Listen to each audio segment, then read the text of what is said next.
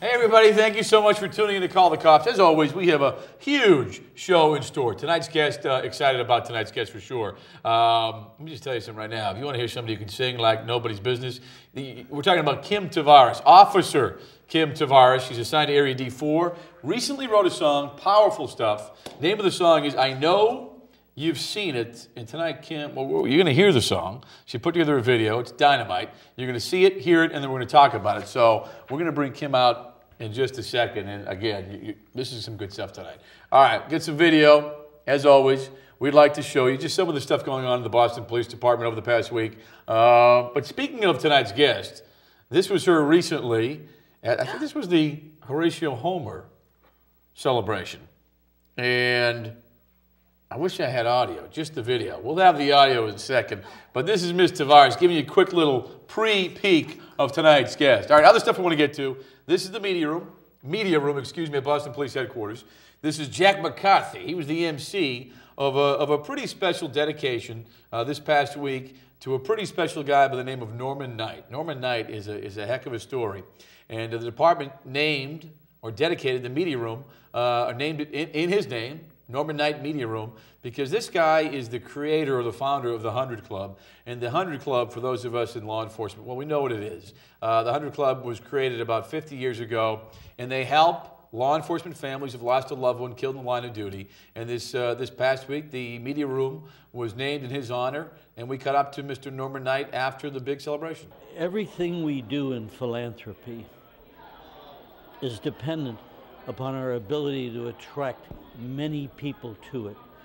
It's never one of us, it's never two of us, it's always all of us.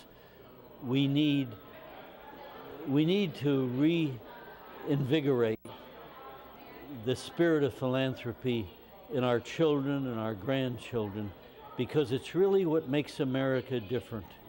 America is the most generous nation on earth, and I think the members of the 100 Club and our directors are the most generous people on earth, next to the law officers and firefighters that risk their lives every day.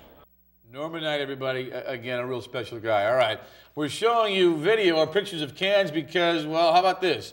Canned food drive, collecting cans of food for those in need, starts officially or kicks off officially tomorrow for employees in the city of Boston. So it kicks off tomorrow, November 4th, runs through December 3rd. So if you're looking to make a difference this year, and it's an easy way to do it, bring some cans of food to work, drop them in the bucket, and they all go towards a good cause. All right, if you saw our show last week, you saw Elvis Garcia in the house. We were talking Halloween parties, and I just got to send a shout out to all the districts, all the officers, community members, who got together and just worked hard and put together some phenomenal parties. These things don't happen by accident. They don't happen without effort.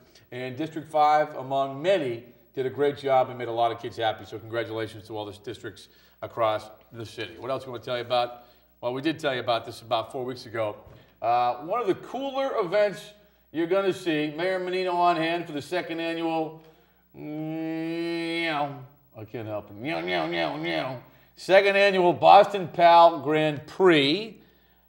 Tonight's guest was at the Boston Pal. You know, I meant to shoot video of you that day, but anyway. Boston Pal Grand Prix, all the proceeds from this great, cool little, it's a cool looking race, basically. Go-kart race, took place, Government Center. All the proceeds go to PAL, the Police Athletic League. They raised upwards of $90,000 a year ago. They were hoping to raise a similar amount this year, and I think they did. But if you were there the day of the race, great day. We caught up to Elliot Feldman, who's the director of funding. Here's what he had to say about the race. Raising money in this economy is exceedingly difficult, and you just can no longer just ask people to make a donation. You have to create an event that's exciting, that creates a buzz, and that people want to participate in. The creative genius behind it is a gentleman by the name of R.J. Valentine, who owns F1 in Braintree. He's also a board member, and it was really his idea. Great time. That was a lot of fun. All right, I told you about this last week. We're going to tell you about it again, but let me just say this. Mike Broderick, congratulations to you. The police department has a new #1, if you will. And by #1, I'm referring to his badge number. It's issued to the patrol officer who's served the longest on the department, or has the longest service time, if you will. And there he is, Michael Broderick. His badge will have #1 on it. They had a ceremony at Boston Police Headquarters, Commissioner Davis, Superintendent Evans, and you know, he got the #1 badge. Numero uno, as they say, and Broderick, when asked about being on the job for 40 years, said he's worked with a ton of great guys. So good for you, Officer Michael Broderick. All right, I want to tell you about this as well. We're going to talk about some great kids, I guess. The kids are the Cub and Boy Scouts, I should say, from Pack in Troop 28. Here's the deal. They stopped by C11 earlier this summer. Apparently, the garden around District C11 needed some sprucing up, if you will. The kids came in, and I guess we could say they beautified District C11. And Captain Sexton, so appreciative, invited the kids in this a couple weeks ago, served up pizzas, and basically said thank you. So congratulations to all involved, especially the Cub and Boy Scouts from Pack and Troop 28.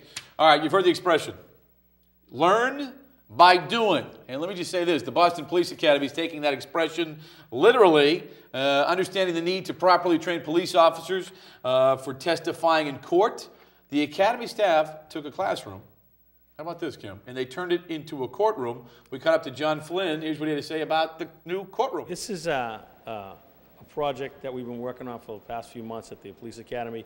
And court procedures, if you look at what a police officer does, it's one of the fundamental things that he does as a police officer is to testify in court. Yeah. And we wanted to make it as real as possible, and we want the training to be as good as possible. So put them in an environment just like the court environment, and that's what we've done here. You look around, we have a full library here with the law books. We have a very, very real setting, and you know, just a great job by everyone here at the Academy in order to produce this product. And I think from years to come, we're going to be looking back you know, at this courtroom as a fundamental piece to a police officer's job. One of the things he has to do on a regular basis is testify. And we really want to take that on and look at that as a challenge and make sure the officers feel comfortable when they're testifying, that this is something that's a part of the job and we want you to do it well, and it's going to start here at the Boston Police Academy. Well spoken, that John Flynn, who lives about 4 houses down from me. All right, come on now, tonight's guest, Kim Tavares, in the house, singing recently, because she's sung recently in a bunch of things. If you've heard Kim sing, let me tell you right now, the girl can sing. And she recently wrote a song, which some of you may or may not have heard. We're going to play it in a second. It's a video.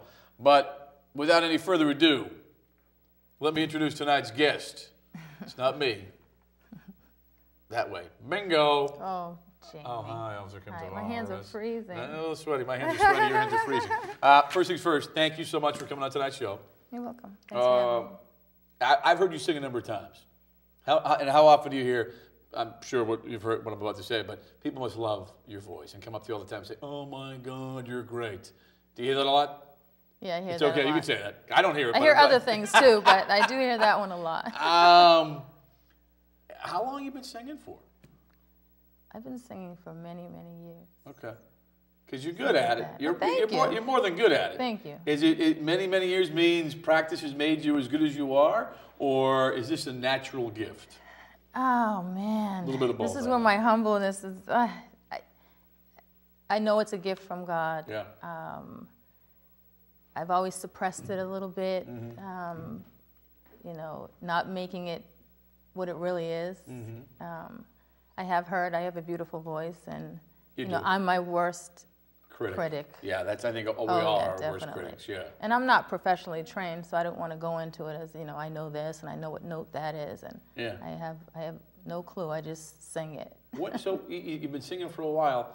Is it something you did as a kid? Did you join a choir? Did you, when did you start to realize, all right, people like to listen. Like when I sing, people are like, please, shut up. No. When you sing, audiences hush, and they're like, oh man. How about that girl? That's the best, is a live audience. Live audience is the best. Yeah. But no, as growing up, my brothers and sisters were older than me, and I was at home all the time, and that's when we had the radios with the dial. Sure, so yeah. Dating myself here. Yeah. But I would go up and down the dial and just sing and emulate the songs that came on. And when that song was over, I would go to the next song, and it didn't matter what kind of song it was. It could be country, rock, R&B, so whatever it was, I was singing it, and I'd go up and down the dial and go back down the dial. Favorite artist? Or do you like everybody? I like everybody, but I am a big fan of Anita Baker, Toni Braxton. Hello. I love Bonnie Raitt. One Hello. of my favorite writers, producers, is Babyface. I love James Taylor. Oh, James Taylor.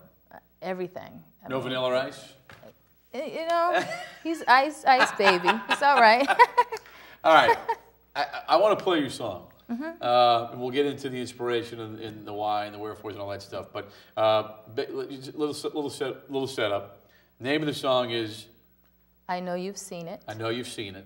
And you wrote the song on the heels of what took place in Mattapan. Exactly. As a matter of fact, I wrote the song. I was off that day. Yep. And I remember the day. It was Tuesday, September 28th.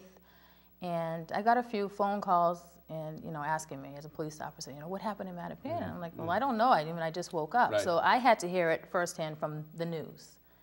And I was in the middle of writing songs for my independent CD that I'm going to be releasing. And all that just came to a halt. Yeah. And I was in tears just thinking about what happened. Sure. It was it's tragic. But also, that prompted me to start writing the song. And again, I don't have any, you know, formal training on writing. And I just started writing, and I knew how I wanted the melody to go.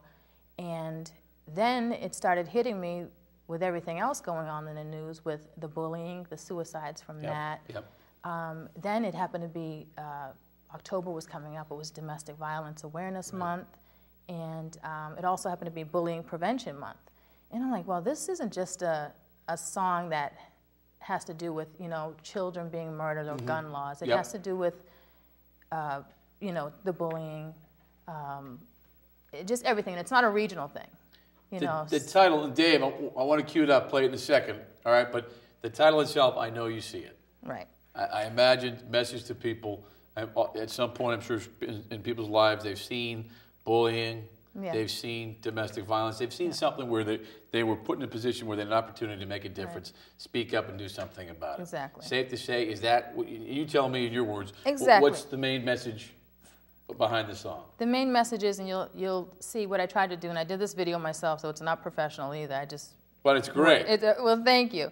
But it talks about you know, helpless little babies, and, you know, they have no care in the world. Right. Then it talks about us being neighbors, and we trust the smile of strangers, but how are we to know that they'll help us? Okay. And it just, and there's a part in there that says, you know, we still protect them, meaning we're protecting the abusers, Sure. you know, the murderers. So by not speaking up, by not getting involved, by not saying something. And by being silent, it's not going to help.